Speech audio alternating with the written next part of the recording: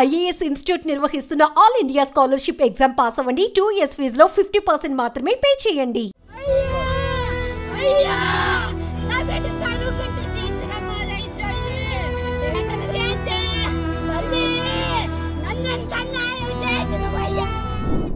చిన్న గొడవ పెద్ద నిర్ణయం నిండు నూరేళ్ల జీవితాన్ని బంగారు భవిష్యత్తును కాలరాసింది.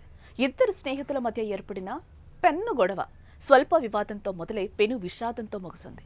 ఓ స్నేహితురాలి క్షణికావేశం ఓ కుటుంబంలో చెరగని మచ్చ మరో కుటుంబంలో తీవ్ర విషాదాన్ని నింపేది.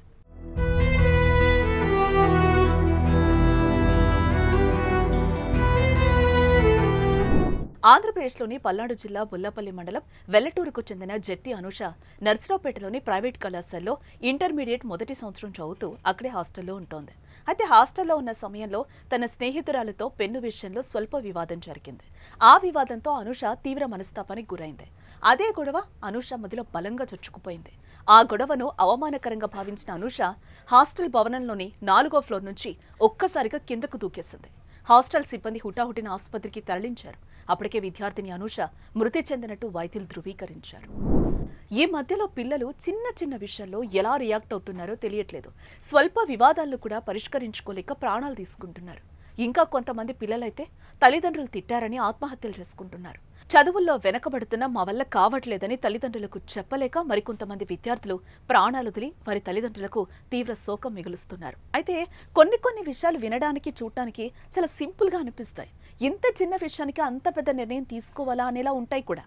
కానీ క్షణికావేశం ఎంత కఠిన నిర్ణయమైనా తీసుకునేలా చేస్తుంది. ఆ ఒక్క క్షణం ఆగా ఆలోచిస్తే ఎన్నో కుటుంబాలకు కడుపు కోతలు తగ్గుతాయి కదా. ఎంతో మంది కన్నవాళ్లకు కన్నీటి మంటలు ఉండవు కదా. కానీ ప్రతి చిన్న విషయానికి చాలా ఎమోషనల్ అవుతున్న నేటి యువత ఆ బలహీన క్షణాన్ని భరించలేకపోతోంది. ఆ గండాన్ని దాటలేక ఆయువు తీసుకుంటోంది. పల్నాడు జిల్లాలో ఇదే తరహా ఘటన చోటు చేసుకుంది. పెన్ను కోసం జరిగిన ఒక చిన్న గొడవ ఓ విద్యార్థిని ప్రాణం తీసింది. కన్నవారికి కడుపు కోతను మిగిల్చింది. నేను intermediate education district intermediate education ఆఫీసర్ని మాట్లాడుతున్నాను. మార్నింగ్ ఏదో చిన్న పెన్ను విషయంలో ఒక చిన్న గొడవ వచ్చిందంట. ఈ అమ్మాయి విషయము ఈ అమ్మాయి పెన్ను వేరే వాళ్ళు తీసుకొని ఆ పెన్ను వేరే వాళ్ళకి ఇవ్వడం వల్ల దాని దగ్గరే ముగ్గురు పిల్లల మధ్య గొడవ అయింది. గొడవ కూడా కాదు, నా పెన్ను తీసుకున్నారు అంటే మేమేం దొంగలం కాదు అనేసి అన్నారంట వాళ్ళు.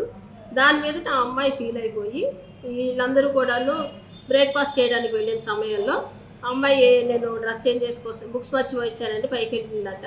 పైకి వెళ్ళిన అమ్మాయి పైనుండి సూసైడ్ చేసుకుంది. క్షణికావేశంలో జరిగిందే తప్ప నేను ఎంక్వైరీ చేసినంత వరకు అయితే పిల్లల పొరపాటు లేదు, ఇక్కడ స్టాఫ్ పొరపాటు లేదంటే పిల్లలతో కూడా పర్సనల్గా మాట్లాడాను.